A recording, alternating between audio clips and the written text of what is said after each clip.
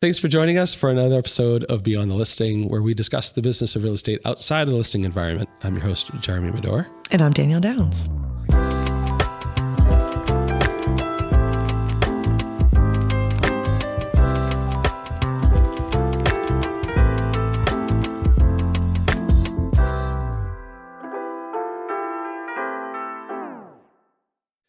It seems like it's been a while since you and I sat at this table. I know. I mean, first of all, new table. I love it. So we need to call I that think one I out. like this better than the square. Yeah. Yeah. We'll see. Yeah. I didn't like staring straight at you either. No. And like my knees always hit those little. There is that. Yeah. Even though my legs are like 1 foot tall. But Yep. Special thank you to our clients, Lana Kapsala and Sherry Rogers, for honestly requesting this table. Yep. And I'm really happy that we said yes, because it's actually simplified our studio space quite a bit. And it's allowed for this new multicam setup to occur. So now we have 3 cameras.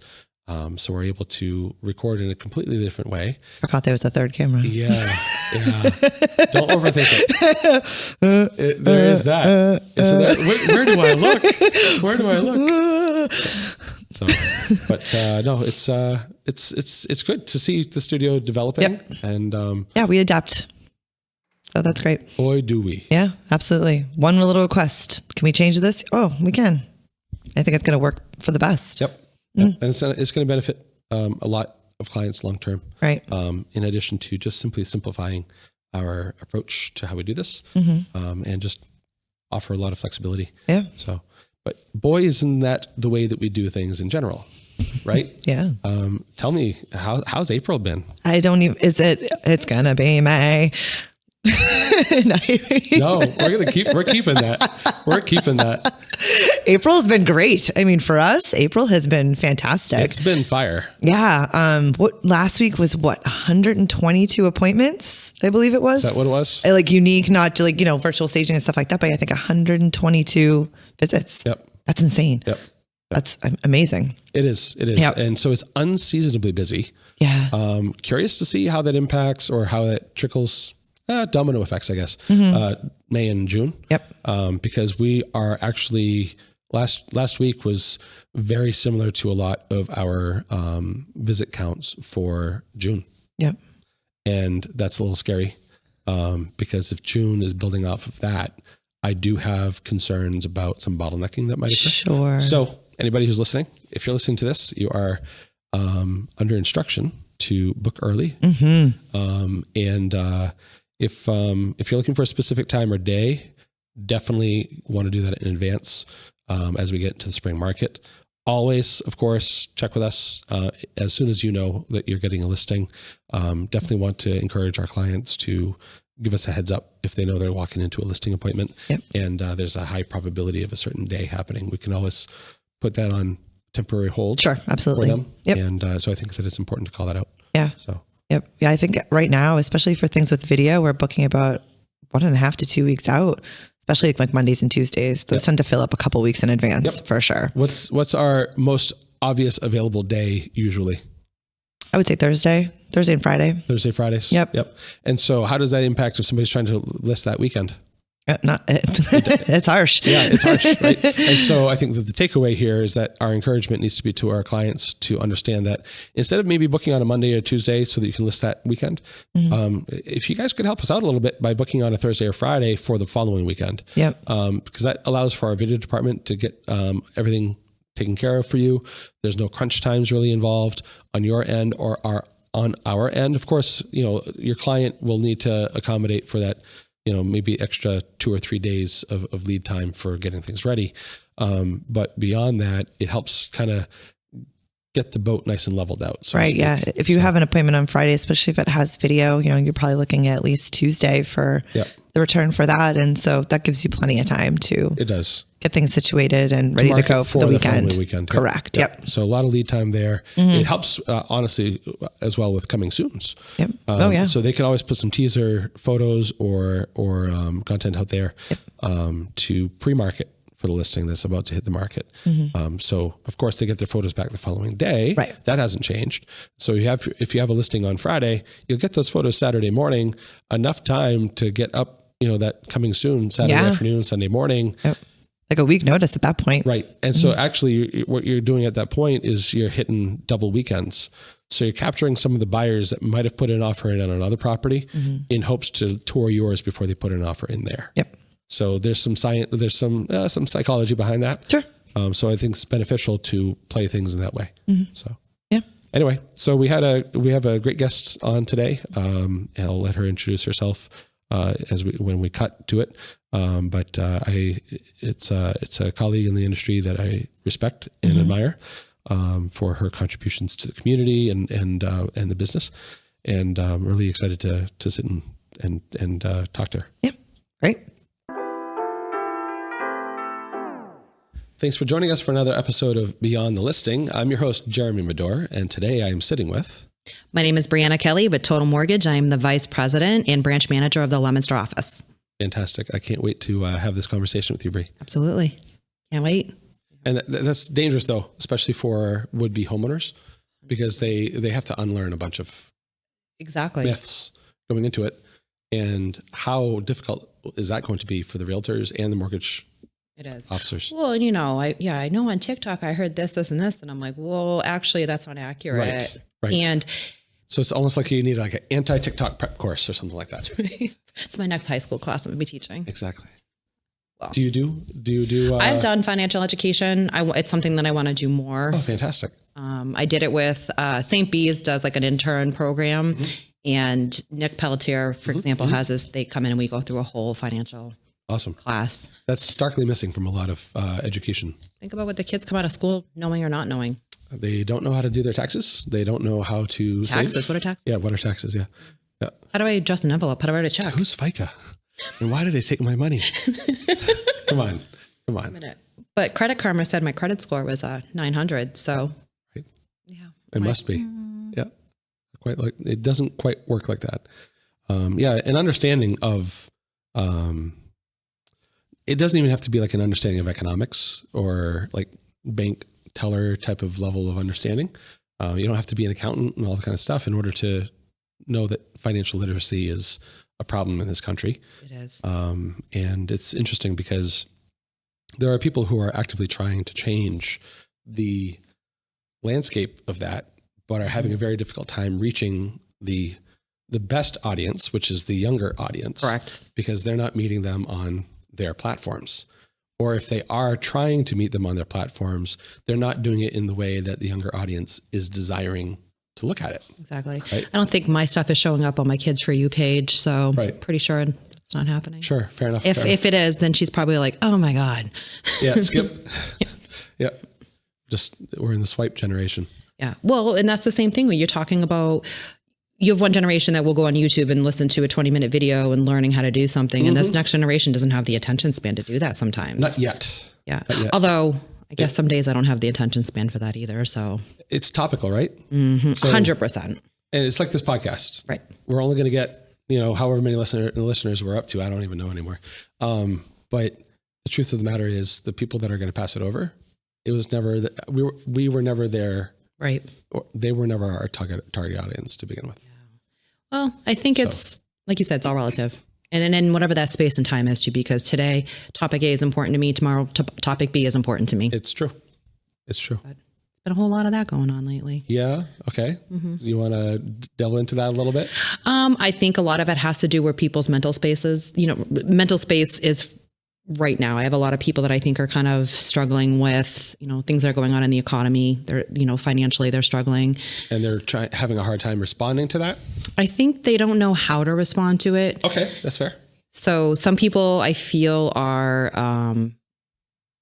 avoiding what's going on. And I have other people that I feel like are just like, I don't know how to get ahead. I don't know how to deal with this. And I don't know if it's a little bit of that younger generation that's like right underneath us type of thing. One of the things that I've been seeing a lot of is a lot of mental health stuff. I'm sure I have unfortunately been a part of too many funerals or of people that are ending their life short and things like that. And that mental health thing is definitely important, and how people are able to work through or be able to talk about all the stuff that's going on. Right. So I agree with you. Yes. And the hardest part about that is we had talked about prior to the cameras rolling, we're talking about the TikTok generation, just getting misinformation. Correct. And, it's easy to kind of assign it like this label and just move on. But the truth of the matter is, if you are getting misinformation that you're enjoying, viewing, absorbing, ingesting, and you're casually skipping over perfectly good information because it's not delivered to you in the manner that you desire, because maybe it's not entertaining enough, it's not quick enough, it's not snappy enough, it's not funny enough. And so, because those are factors, right? And so if we're not generating an audience that is avidly following correct information that's delivered in a manner that they desire to view it, we're missing out on an entire generation of being able to learn good things. Oh, I totally agree with that. And that is a very, that's not in the scope of this podcast, but I think it's an important thing to think about, especially as parents. Absolutely. And it's like a constant barrage of information that's put in front of them, and having the conversations with, not just our kids, other people around us, and having open conversations about things like, hey, what do you think about this? And I don't know, people don't necessarily know how to have an open conversation anymore without feeling that they're going to hurt somebody's feelings or off topic or what have you. And I think that also feeds into a lot of what's going on. For sure. And it's a respect thing. I was brought up in a way that we can agree to disagree. That doesn't always happen. No. Yeah. No. Yeah. A lot of instant gratification. For sure. And so as a mortgage loan officer, let's tie it back into it. How are you working with that from a marketing standpoint? Because I'm interested in hearing about that. So I get yelled at by my marketing department quite a bit because I don't market as much as I should. But my big thing Define should though. Let's back up. Well, pull the reins. So for me, I definitely should be maybe doing the TikTok or the TikTok videos or things like that, or giving information and videos that are actual factual information to provide that to the consumer. But I really have been focusing on sitting down, having in-depth conversations. What's your personal budget? What can you truly afford? Because it doesn't matter what I put in front of you on paper. Yeah, I can tell you can buy a $500,000 house, but when you can't pay your bills, what does that do for you? And that just goes back into that whole cycle of I can't afford my bills and now I'm stressed. And so marketing wise, I've definitely been trying to focus on getting people information that's accurate. How are you going to afford this? What are you comfortable with? Have you sat down and actionable information? Yeah. Which is super important. I think it's not just the information, it's how it's applied. Okay. Because just because you hear something doesn't necessarily mean it sinks in. For sure. I see that with my own children. So. Well, it's comprehension. Yes. Right. And if you're just kind of falling on deaf ears, you're not making any progress. Right. And so you have to deliver the information to them in a manner that individuals absorb it, learn it, and then that's the most important part. Yeah. Right. And so would you say that your journey as a mortgage loan officer is one more of guidance and education to the end goal? Yes. That's for me. I say this with my staff, my loan officers, and anyone that have come to me from different branches and coaching. I was like, listen, hone your craft, become the expert in your field to be able to share that information and guide people properly, because situation A for one person is not the same as situation B for the same. No. And it's the same conversation. I go, do you like going on vacation? Do you like, going out to eat? Well, your budget might look different than the same exact person that's making the same amount of money as you. Yep. Yeah, it's because the lifestyle changes. Absolutely. Right? And similar things happen with us. And obviously it's a different topic, but photographically, we can enter the exact same homes that were built by the exact same builder, right, and photograph them completely differently because the habitants' belongings being staged in a different way or being of a different style, and it kind of evokes a different image set that we would otherwise get. And so if you can do that with something as basic, quote unquote, as a home, right? Because it doesn't have the intricacies of human, right? If you have to do that there, you definitely have to do it in a mortgage loan process, as well as, of course, throughout the real estate transactions. Right.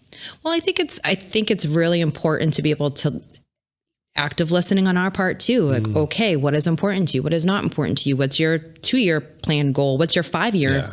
Not just number crunching.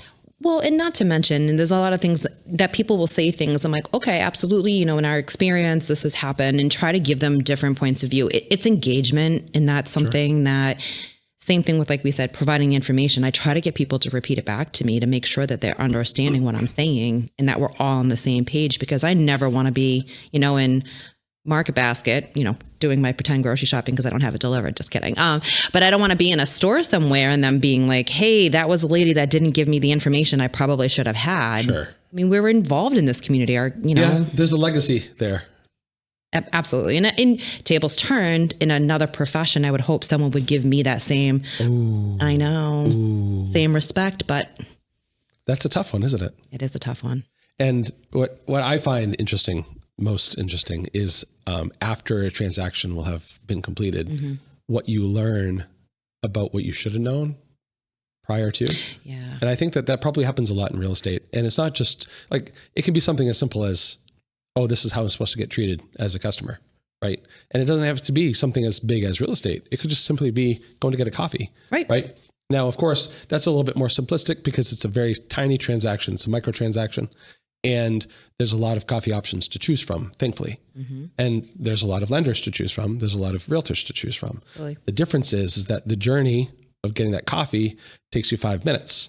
Whereas this journey with a lender or a realtor could be 5 months or, you know, a couple months at minimum. 2 years. Right. Exactly. No, right. Yeah. And so it's important that we align ourselves with individuals who really do have our back. Absolutely. What is one of the ways that you ensure that your customers understand the differences in the behavior of realtors? Behavior of mortgage loan officers, rather, prior to working with you? What are some of the ways that you educate your client in advance? I definitely, going back to that education piece, communication. One of the things that I would always tell people, a lot with my clients, I was like, listen, you know, if you want to run numbers on 5 different houses, let's do that so you're comfortable. It's definitely a conversation of, I'm here to help you through this journey.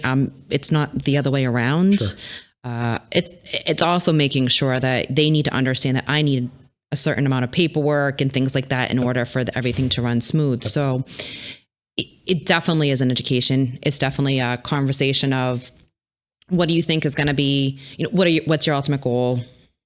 How do you want to handle this transaction? Do you want to, some people I've been finding, they don't necessarily want to pick up the phone and have a conversation. They love text.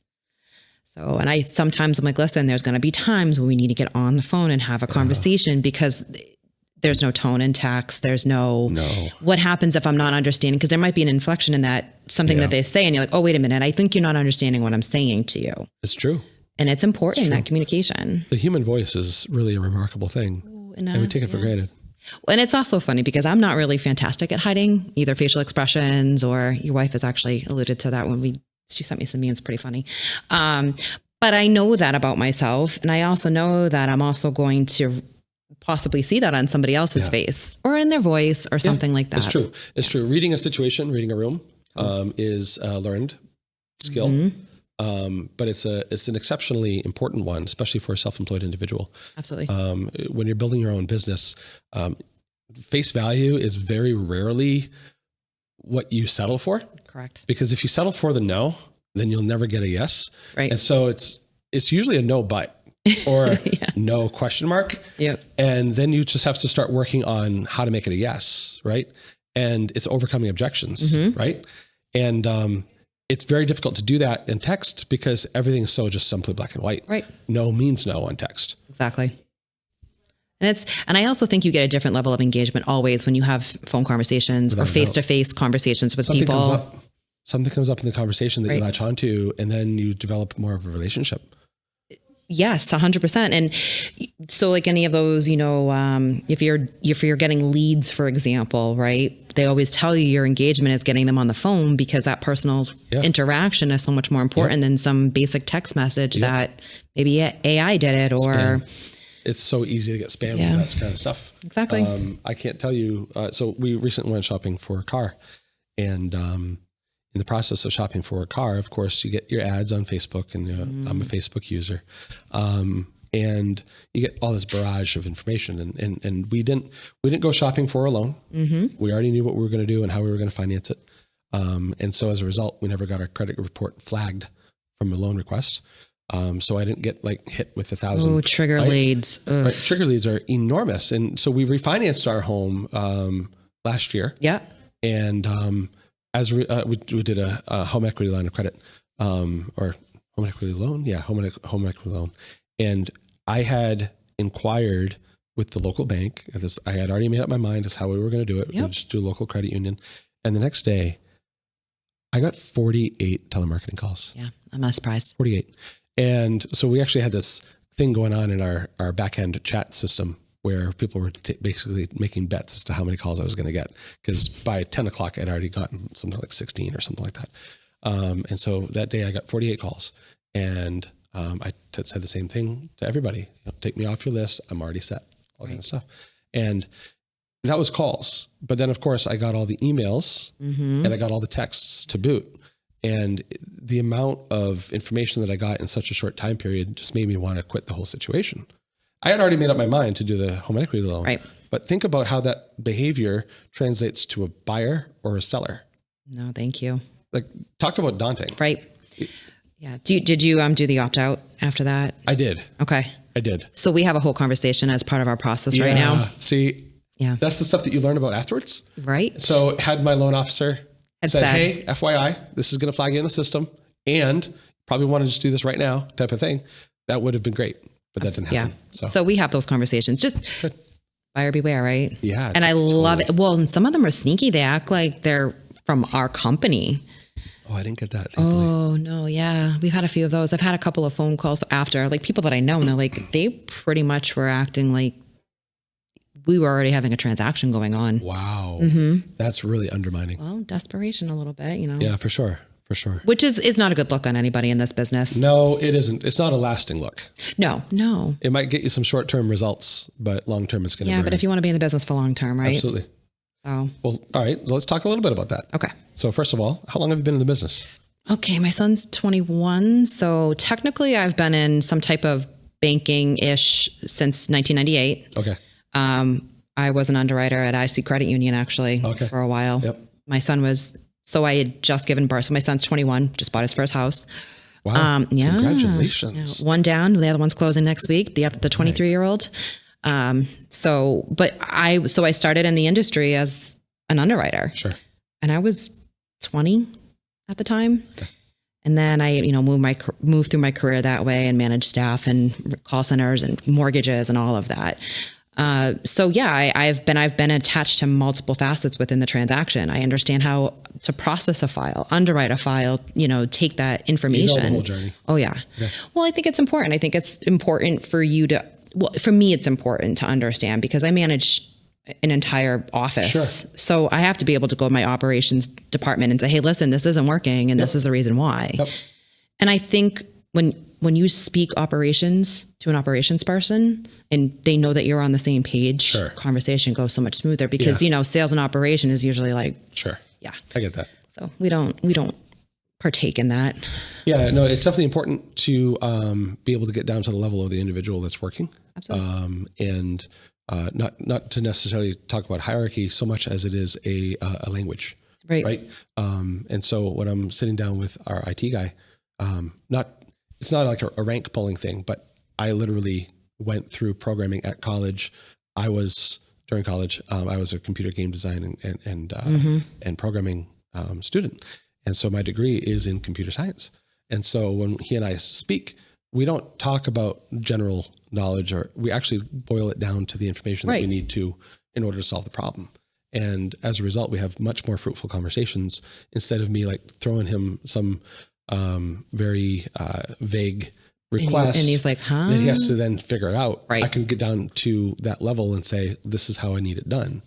That's so much more solution based too, and that's efficient, I find.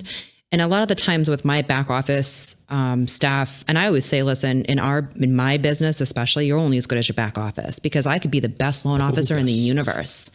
But if my back office can't perform, it doesn't really matter. If they're dropping balls, it's not not a good look. Exactly. Yeah. And I'm lucky. I've got, the woman that our COO is just amazing, and she's very solution based. Good. So there's never like, this file had this issue because of this. It was like, all right, well, this is what we identified. This is what we're going to do in the future, or what have you. And it's nice to have those conversations. But I also remember being a very young 20-year-old manager thinking I knew everything, and I knew what was best for people. Sure. And definitely got to learn to be a little bit more humble, which I have.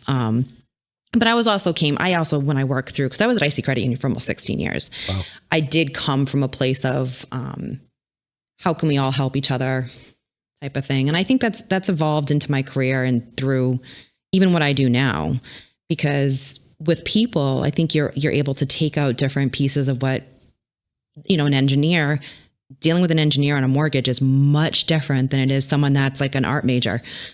Keith. She's talking our language. Yeah. So when we go, it's interesting because we have obviously a very large variety of clients that we service. And of course, our clients have a very large variety of homeowners that they service, right? And so we kind of have, very similar to you, we have kind of a 1-2 punch, as it were, of how that behavior works. Right. And so we have some realtors who are very like meticulous, detail-oriented individuals who don't see the big picture. Mm-hmm. And then we have realtors who only see the big picture and don't see the details, right? And then we have a bunch in between. Right. And it's not that one way is better than the other. It's that they're different. Right. And their own clients usually connect with them for that same reason. Yes. And so I find that our more engineer mindset realtors have more engineer mindset homeowners. And so when we're on site, we have to really make sure it's not so much like cross the T's and dot the I's. It's more, they enjoy floor plans. Yes, they do. They enjoy data. I'm a numbers person too, so. Yeah. So you have to learn to talk the language of the individual that you're working with. Yeah. And that is a really big deal in what we do. And you tend to kind of, all right, I know this person's going to want to see numbers and things like that. And the other person that's just like, just tell me what my payment is. Doesn't mean I'm not going to give them the details because they need to know. Yeah.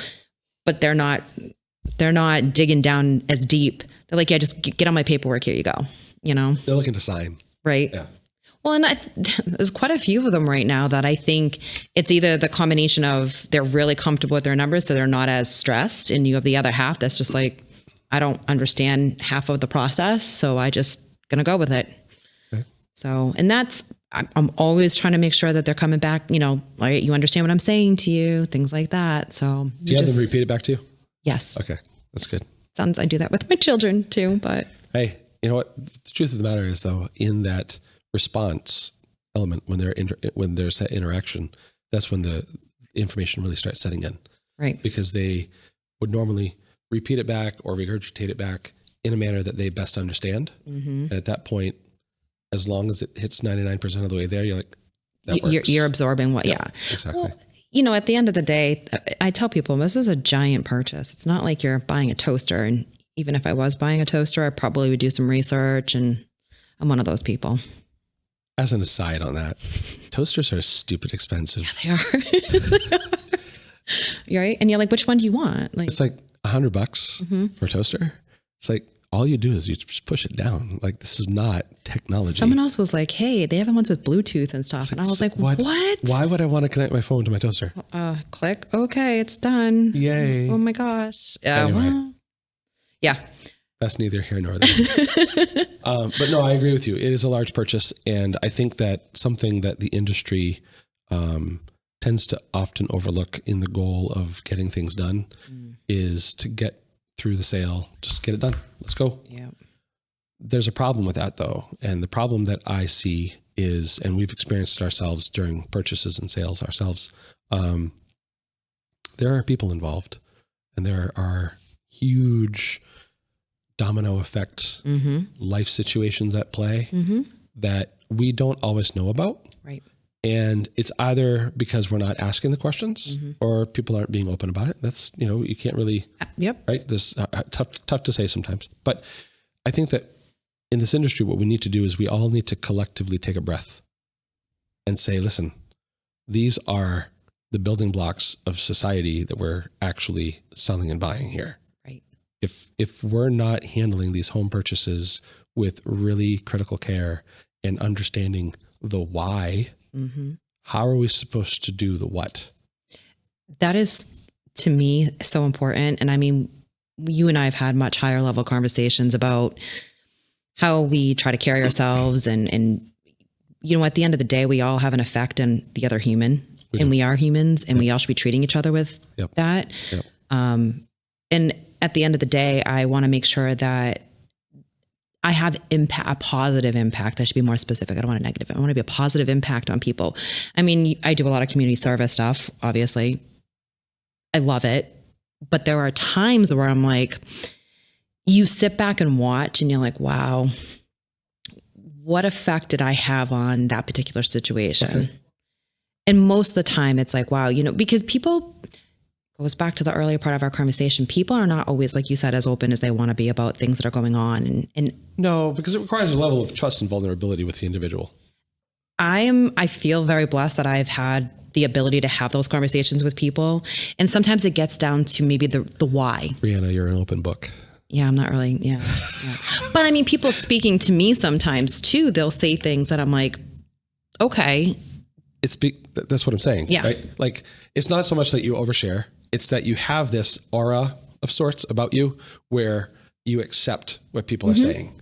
And it's not that you're just like, you know, come what may kind of thing. It's more along the lines of your attitude and your disposition is such where you're approachable.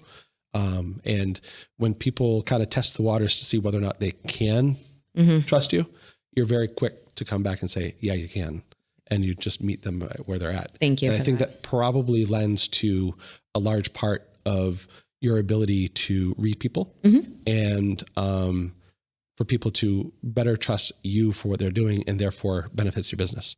Because that's the trickle down, right? Absolutely. If you start with the business and then trickle down to the humans, you're kind of backwards. You gotta flip it the other way. Human and trickle down to the business. Yep. Right. And I think that you embody that approach with how you conduct yourself when you're working with people. Yeah. Well, it's important. We're back to the back, you know, when we've talked about it before, you know, sometimes a lot of that information then starts to lead into okay, I understand why they're acting or reacting to a certain situation or how they may need to be spoken to with, you know, some people are very quick to react and others are very slow to react. And you just want to make sure that you're giving that proper engagement, I guess is the right word. I agree. I agree. Yep. Yeah. This is an interesting industry that we're in. I mean, you're dealing with giant financial transactions and people's emotions and families. And I deal with, you know, divorce situations for me too. Ooh, divorce buyouts. We will come in and photograph, but that's very different because we're not involved in the nitty gritty. Yeah. I have some that they've sat in my office holding hands as they're another ones that are flying over tables. Sure. We had a closing like that back when I was in my previous place. It wasn't pretty, but everybody calmed down. And by the end, got it done. Yeah. Leads to great stories, but you know. Sure, for sure. So tell me a little bit. So we had started talking about social media at the beginning. Tell me a little bit about how you present yourself and what strategies you're using from a digital marketing standpoint. You talked about the education bit for the one-on-one or maybe even a group setting, but from a marketing setting, how are you managing all that? So definitely not as well as I should be. And I had alluded to that before. So one of the things that I've been trying to be better about doing is, you know, right now I've noticed that I have, you know, LinkedIn, my work and my business page, Instagram, my Facebook, Instagram, which is nice. They're linked. And then my personal social media. And for my personal stuff, you know, I have the kids and all of that going on. I don't post as much as I should. I tend to see a lot of my sharing has to do with, my community involvement, habitat and things like that. Yep. So what I've been trying to do is being better about having engaging posts when I can, you know, put my story up. It's quick, goes in someone's feed, you know, which one do you like, A or B? Yep. Things like that. And sometimes I personally think humor is the best piece of it.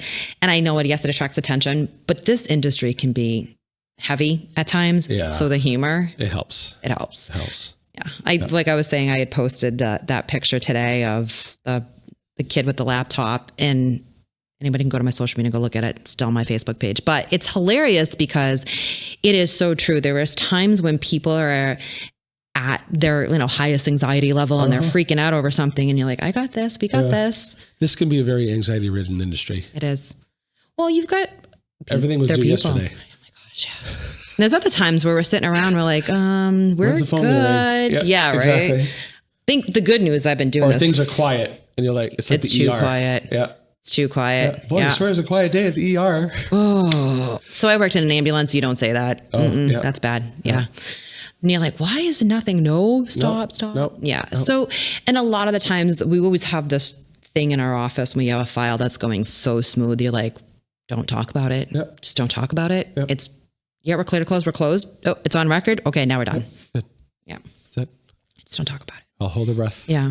So a lot of the social media stuff. And again, I think for me, I actually met with someone yesterday and we're having a whole conversation about making sure that we're trying to do that education piece and get out there and, try to be a little bit more engaging with what we're doing. And because I think a lot of this industry is so much, I mean, I've been doing this for a long time, so I have a lot of that personal relationships, and now I'm doing my friends' kids, which is another thing for me. Yeah. Ooh.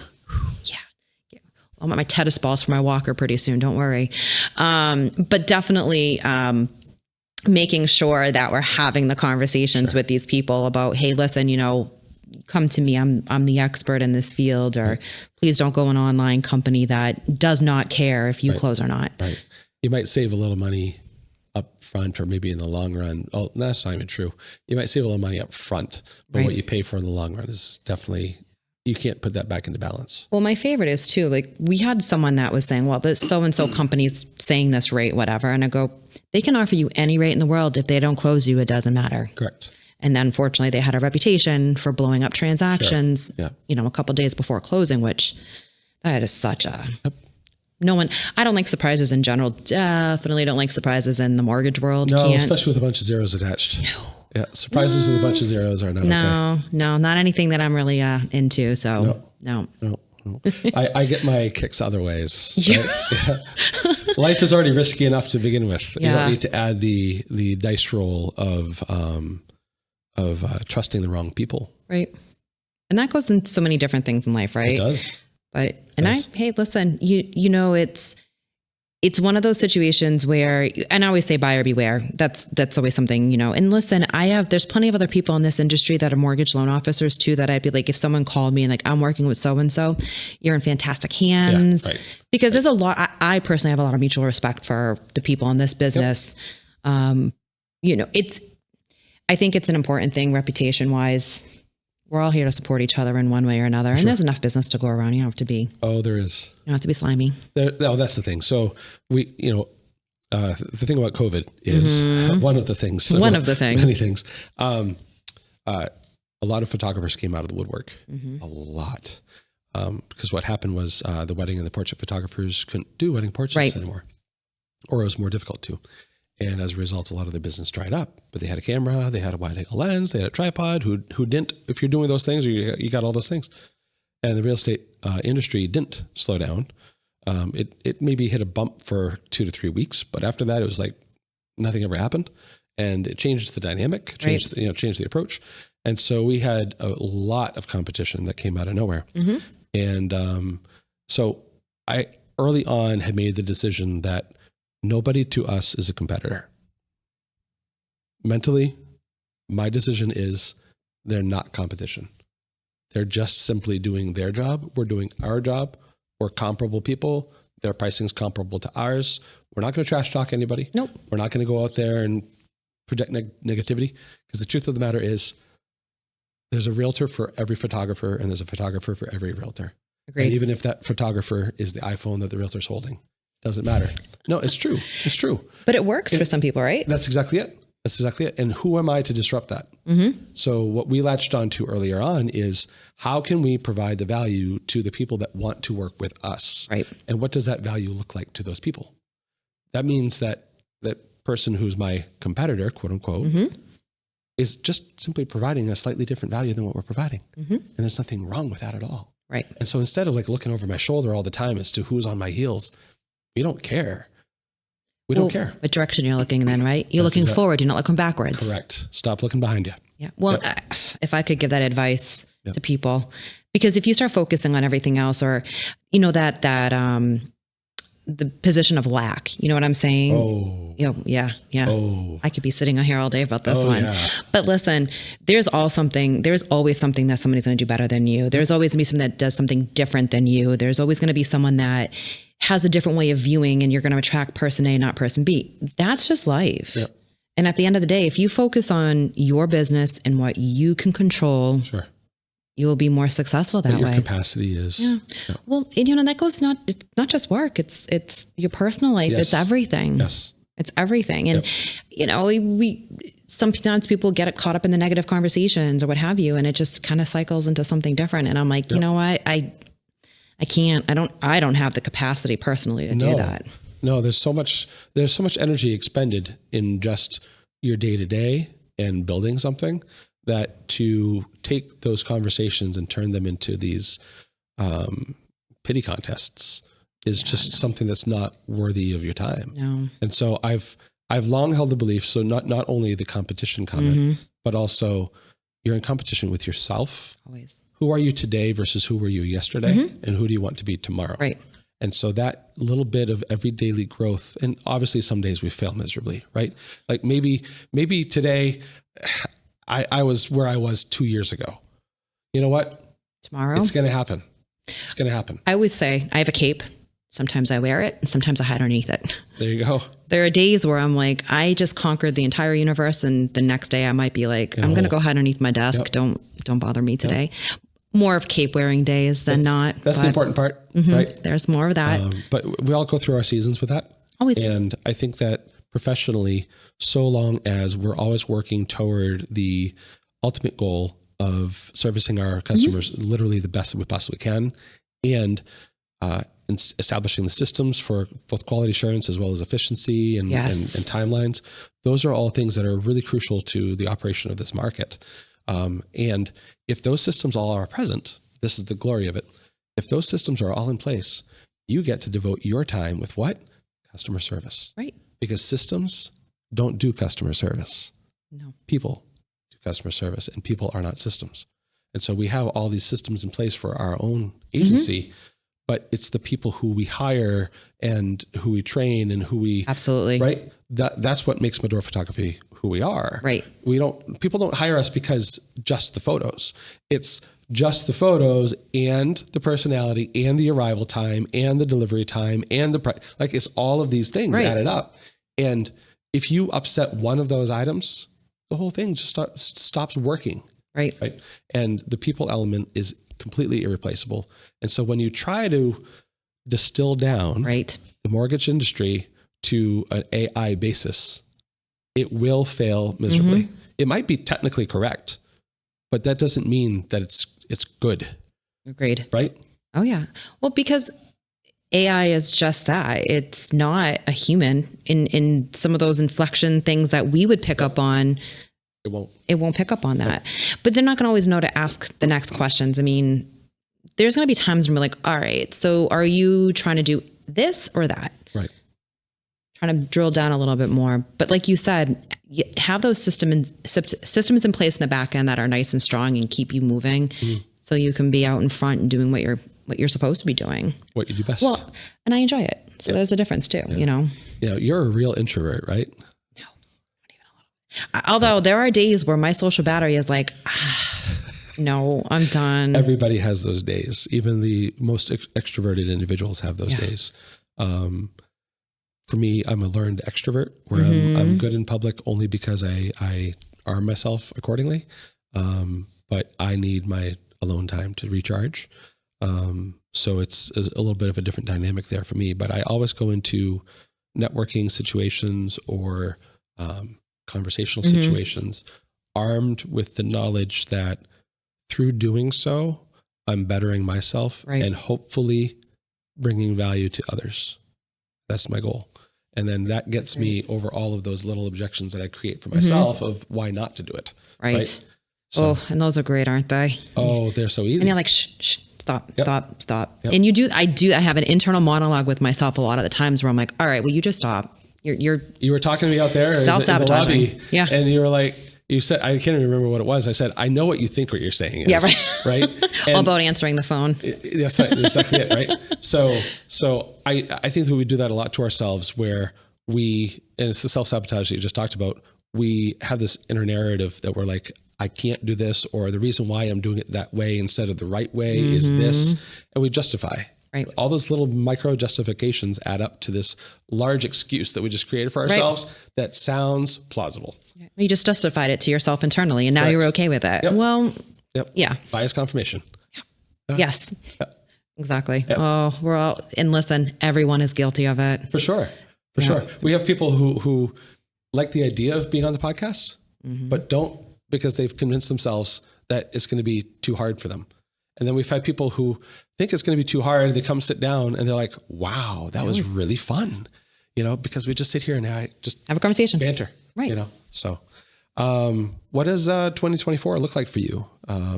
You, with this whole NAR thing, I'm guessing that there's going to be probably some changes in behavior in the mortgage industry. How does it look like? So what does that look like? Internally, we've had a lot of conversations. We've really made sure that people understand what like seller concessions look like, things like that, to understand if they have to be able to pay the buyer's agent, things like that, on any of the compensation that cannot be named. But I think it's definitely an education process. And I feel like a lot of my experienced realtors they're all coming with different approaches. Sure. Yeah, everyone's going to have a homebrew solution. It is. The question is, which ones are going to make it to industry standard? Right. So it's definitely, having the conversation with them up front, understanding like, where are you going to be if you have to pay X, Y, Z? Sure. It's also whether or not they're going to change how they're looking at houses depending on what's being offered, things like that. And I don't drill down that far. I kind of try to stay out of that one. Interesting. But I have to have the conversation, because if you have to pay X amount of dollars, do you have X amount of dollars in addition to the monies that you need for this transaction? Yep. So the conversations have to be had with us as loan officers need to have those conversations. Yeah. Because in some cases we're talking $10,000, $15,000. Oh yeah. But what happens like a VA buyer where you're not supposed to pay for the buyer's agent, or like that's the last ruling. What's out there. Oh, that's complicated. Government loans tend to move a little bit slower in the rest of the world. I know. We could be here for a while on that one. VA loans do take patience. Let me put it that way. I gotta say, I do a lot of VA. My whole family's military. Sure. They're not as complicated as people make them out to be. No, but it takes someone who knows the process. Correct. And there's a lot of misconceptions out there about what works, what doesn't work, things like that. And sometimes the VA buyers are definitely, they've been told certain things. So you have to kind of information. Exactly. Oh my gosh. Shock, right? Wow. They found it on TikTok. It's fine. But a lot of the information that they're saying that they do or don't have to do. And I'm like, no. And I never want anybody to feel like, well, what are you talking about? Yeah. But but I want them to also understand that, well, actually this is the way around it or not. Sure. Yeah. So there's been a lot of, again, trying to make sure I'm giving correct information to undo the misinformation that's been provided. Yep. And that's the same thing that's going on with this NAR lawsuit. I've had friends of mine telling me about how they're going to handle situations after. And I'm like, that's not quite how that is. And what's being presented isn't quite what's going on. And, I know as I'm the mortgage person, I try to stay in my lane as much as I can. Right. But I'm also not going to allow. If you see an obvious trap or a pitfall that somebody is going to be falling into, it's kind of your duty of sorts. Well, I would say to a situation where someone's like, well, I don't want to be able to do this anymore. And I'm like, well, you're actually putting yourself at a disadvantage by doing that. Sure. And these are the reasons why. And I'm saying I'm not directly attached to anything. I'm not financially gaining from this. I'm just giving you as much information as possible. Knowledge is power. Oh, I say that all the time. It is true, because if you arm yourself with that knowledge, at least you can make yourself an educated decision. Right. Versus an influenced one. Exactly. Or a heavily influenced one. It's still probably going to be influenced by whatever avenue you're learning that information from. Absolutely. But it's it's very easy to get caught up in the hot topic headline reading. Yes. And, judging by every metric that I can see on headline reading, the real estate industry is going to fail. It's like literally that's the kind of sky is falling kind of thing that's going on. And the truth of the matter is this is a bump in the road, but we've had bumps similar to it in many times past. Let's talk about the mortgage industry when that happened to us. Yeah. When Frank Dot, all of that came out, and how Tiller Respa, all of that stuff came out, and how we had to disclose or were compensated and things like that. Our industry got tipped upside down for a while. Sure. People don't talk about it anymore. No, because it has been conversation. Right. It's water over the dam. Everything's fine now. Right. And very similarly, I think something like that's going to happen here. Right. Back in the days of film to digital, there are so many people that fell on their sword of film and they expired. Right.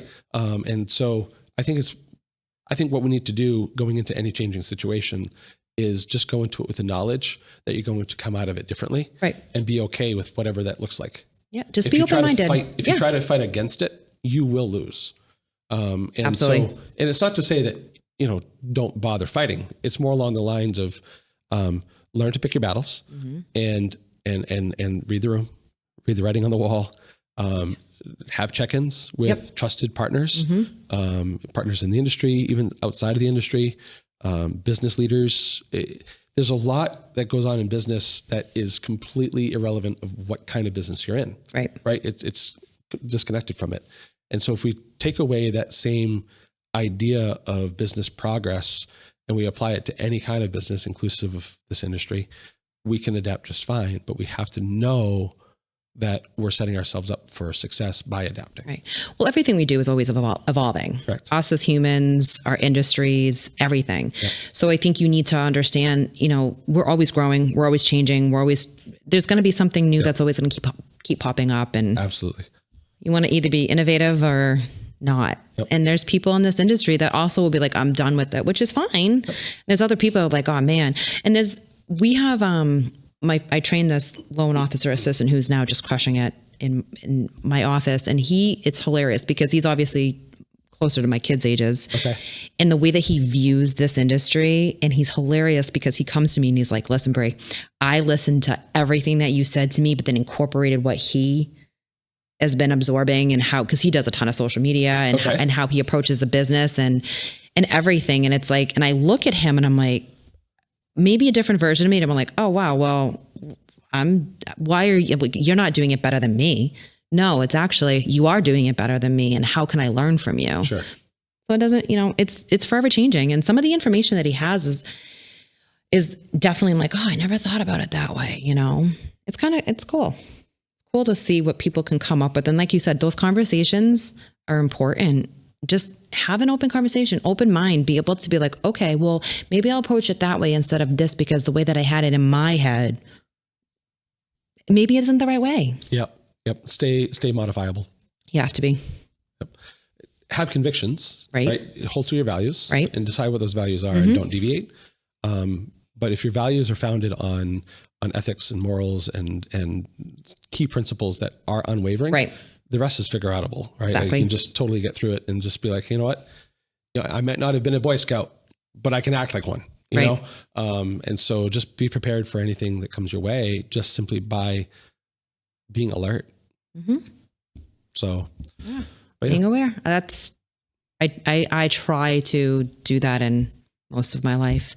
That's not to say that I don't put my blinders on and we all do. So I get smack right in the head. Like, what are you doing? I'm like, what? Progress, not perfection. Right. I'm like, facts.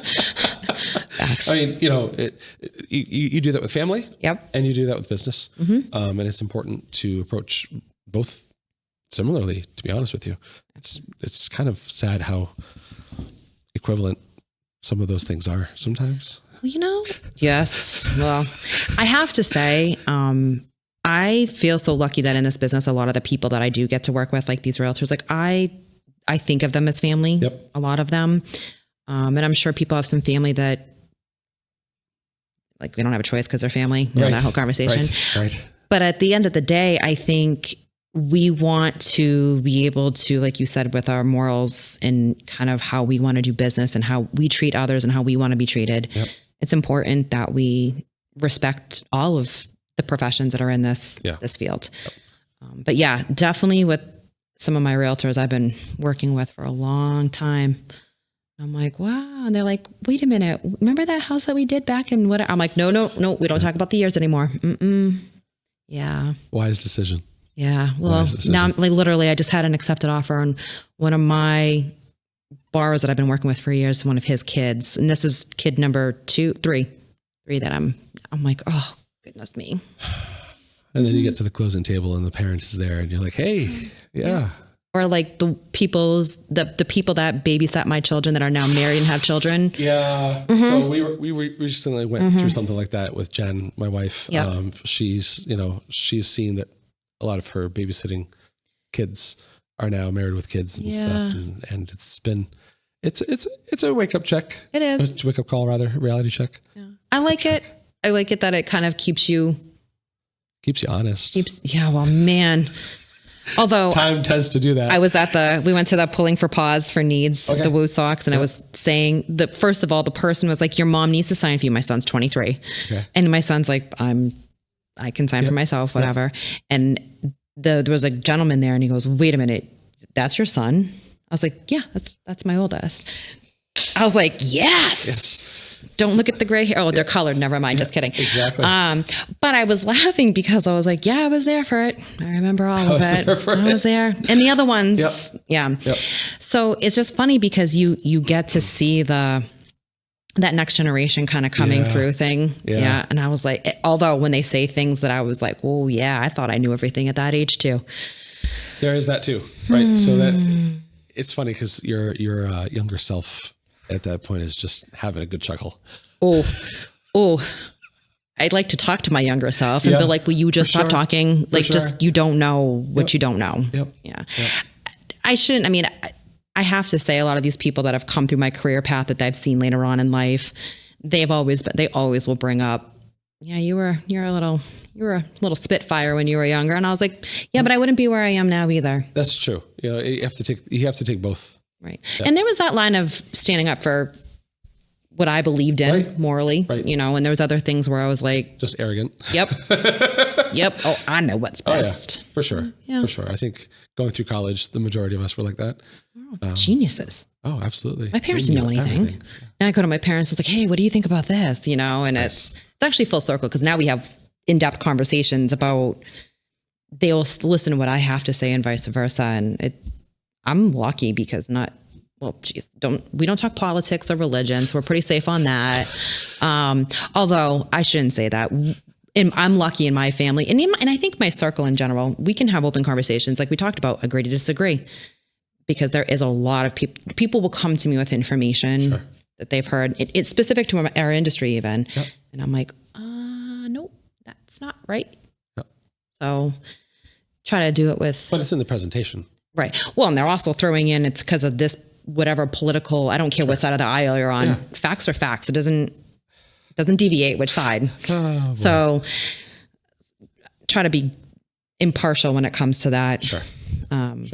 So a lot of in-depth conversations with people about how they're dealing with the industry right now. Yep. How are they, same thing with their social media. What are they putting out there? Yeah. What are they bringing to the table? How are they changing up what they're doing? And listen, sometimes you're going to hear something, oh my God, it's a great idea. And other times you're going to be like, that's not for me, but it's great for you. Not everything works. No. And I think one of the big, I sat down with Anthony DeZuzio from KW, and one of the biggest takeaways, very inspiring conversation. It was fantastic. We had a lot of fun talking about marketing specifically and how you do what you are naturally best at and just do more of that. Right.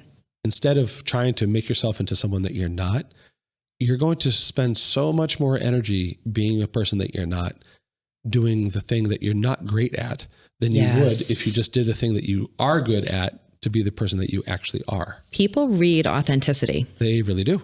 And if you're one of those people they that can tell if you're faking it. Right. But it's the same thing as like you're talking about, being able to read a room. It's also being able to walk into a situation where you're like, I don't feel right. Yep. It's the same thing when people are learning to say no. Yeah, one of those skills that I have not perfected. You and I have some troubles that align. That's for sure. I've been better, but it is hard. And I think being able to sit back and, like you said, look at what you enjoy, what you aspire to, what you want to be able to kind of put forth. Those are the things that you need to focus on. You I mean, really you can be all smart and be able to, feed your family, but that's sure. So, well, that's why we have people that do the things that they're good at, so that we can continue doing the things that we're good at. Yeah. And I love that. I mean, I have so many personalities within my office and my team. I thought you were going to just within yourself, but that's... Well, I'm a Gemini, so maybe. So there's a running joke with like some of my closer friends, like, Bree's here or is Lynn here? Lynn's not the friendly one. Got it. Is it a Jekyll and Hyde kind of situation? Yeah, a little bit. Okay. Lynn doesn't come out very often. That's good. Although my kids say at my Fitchburg's hanging out is usually when that happens. Oh, okay. Your Fitchburg's hanging out. And I was like, wait a minute. I think, is that an insult or a compliment? I'm not sure which one you're talking to right now. Right? Yeah. Well, I think you can be Professional, and my kids have obviously seen the other side of now you've pushed me too far. Sure. But, because the first 5 times that you said something perfectly fine, perfectly nice. Well, it's also that conversation is we're not friends. Right. I'm your mother. This is a dictatorship. Yeah, we're not having this conversation. There's no way I can have 6 kids in a house and think that it's going to maintain if it's a we have 4 democracy in there. We have 4, and it's once you're outnumbered, forget it. Yeah. Well, I have over the years, I've had a lot of my other friends send their, we're going to send my kids to your house because they do chores at your house. And I go, listen, if your kids are doing chores at my house, they're good kids. Yeah. Right. But I never, it's one of those things. They come into the house and they're like, do we not set the table? And I'm like, yeah. It's not an ask. You just do. Yeah. Yeah. So it's controlled chaos. That's what I call it. We call that too. Mm-hmm. Oh yeah. Some days, chaos. Like I said, the cape, have the cape flying high. Next day, I'm like, forget it. Done. I feel like this conversation has been a cape out day. So it's on today versus over you. So I've really enjoyed sitting down with you and having these fantastic conversations. I'm really anxious and hopeful to see how 2024 shapes up for you. And I definitely wish you the best for the remainder of the year. Same for you. But it's going to be a successful year. I'm already putting out there. Speak it to the universe, right? Absolutely. We've been absolutely slammed with early onset spring market. Yes. So obviously we're at the end of April here. This will be released probably 3-4 weeks from now. So end of May. But our April was our busiest April that we've ever seen as a company, volume wise. And it's proving that realtors are starting to market very differently than they have in the past, just based on the adoption for video and the adoption for floor plans and drone has gone up as well. So it shows that people are opening their marketing budgets more for the client's benefit, right? And in an effort to maintain that image of I do it all for my clients, which is an important thing, right? So here's to hoping that the remainder of the year is awesome. I think it's going to be. Awesome. Thanks. Absolutely. Thank you. Right. How many minutes were we at? Nice. Good. You're developing a sixth sense for how long. I am. He was I know, I feel it. I am. Pretty soon we'll be able to just stick in the dark and exactly an hour later. Exactly. Just emerges out. Yeah. It's been an hour, we're like, 59? Yeah. So we're just going to do the intro.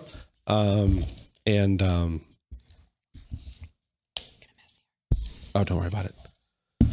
So we just start off with a natural conversation first so that we're not having to do that whole cold open thing. Right. And then we end with a cold open. Gotcha. But now you're just nice and, not that you weren't chill before. But, well, some people are probably like, oh my goodness, yes. My goodness, yes. Now this is the first time that I've sat down with a 2 camera. Right to that camera. Okay. When you introduce yourself, you speak right to that camera. Okay. Sweet.